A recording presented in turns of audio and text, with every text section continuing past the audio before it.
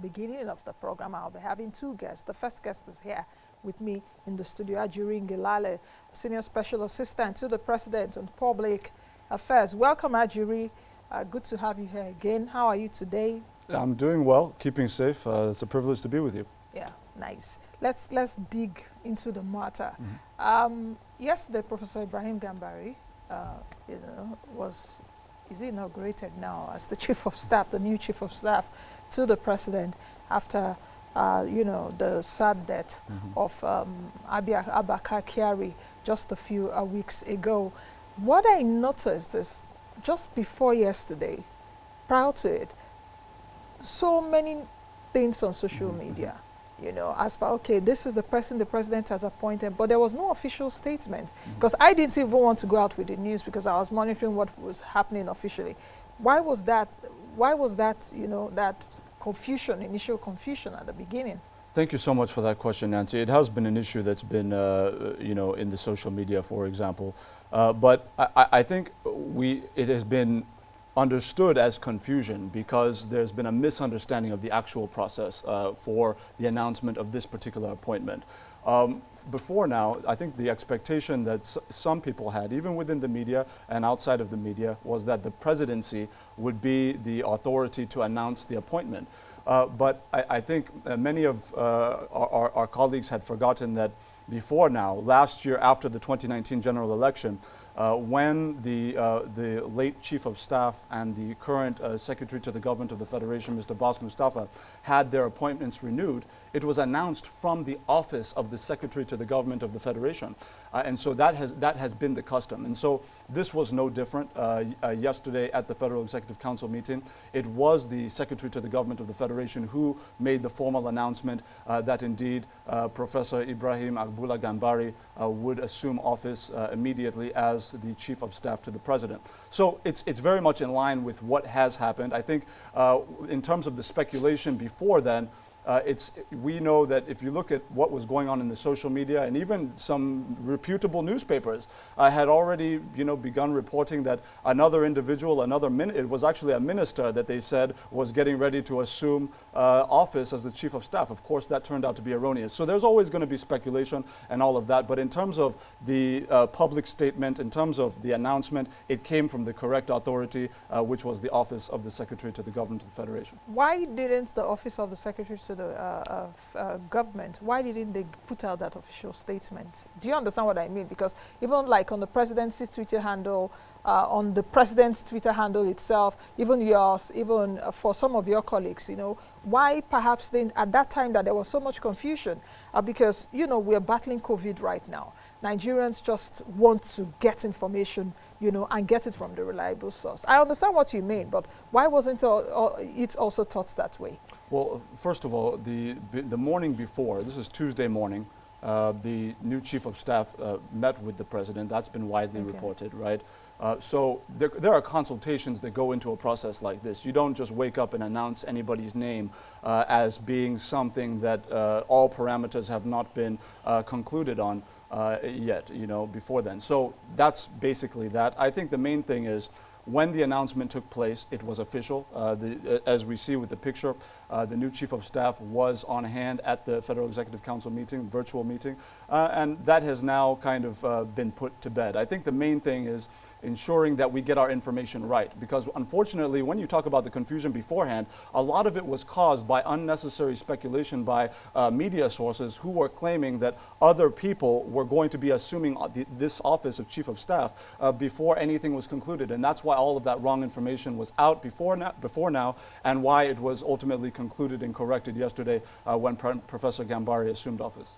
Okay, so Professor Gambari is coming in at a time that the nation is battling with a pandemic, not just a pandemic, a twin or a triple whammy, I would say so. The economic crisis, the pandemic, and even the health crisis, the revenue shock, all of them. Perhaps we even have more than triple whammy jamming us right now. How, important is his appointment at this time?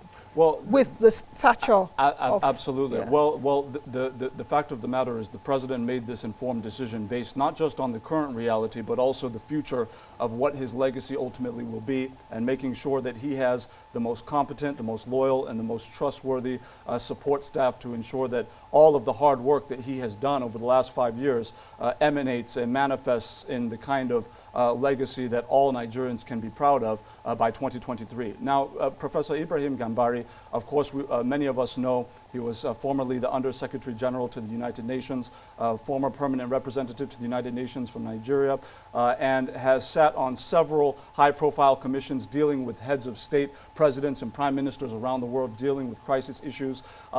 And also, I think in all of that, you know, we focus a lot on his international experience and his extensive and rich, you know, network of global contacts, but not enough emphasis is placed on what he's done locally.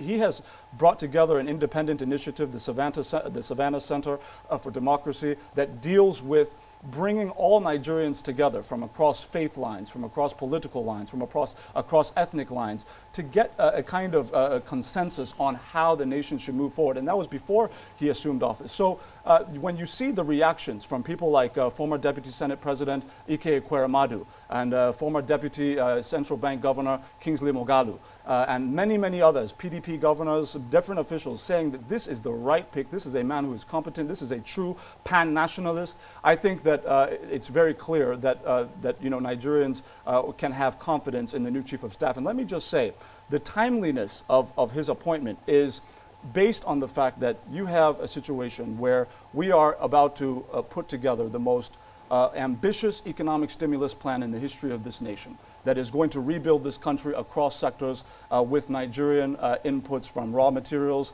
to labor to management. You have the impending implementation of the African Continental Free Trade Agreement in 2021. Yeah. This is a man who is going to be able to leverage on his extensive goodwill across the world to be able to help Nigeria move further in the direction that the president has taken us in terms of adjusting our foreign policy thrust from what it used to be, which was very conventional, to what it is now, which is economic diplomacy, where we've seen the president go to Russia, Saudi Arabia, the United States of America, Germany, striking deals, developing sectors like power, defense, mines and steel, and all of these, transportation and all of these other things. So with the kind of contacts and goodwill that the new Chief of Staff brings to bear, we're absolutely confident that not only can we deepen what the president has done in terms of economic diplomacy, but as we continue to go through the process of dealing with other countries, we can leverage on these connections to make sure that Nigeria gets the best deal possible moving forward. Ajuri, why do you think, and I have to ask you this question, especially now in Nigeria, why do you think that this furore surrounds whoever or whomever the president picks as Chief of Staff? Because even in other countries, sometimes I don't even know who the Chief of Staff is. You say, who is the Chief of Staff? Okay, perhaps I was not the Chief of Staff to President Donald Trump. But you understand what I mean in terms of he's the staff to the president, you know. Why important is that pick? Why should Nigerians even be bothered?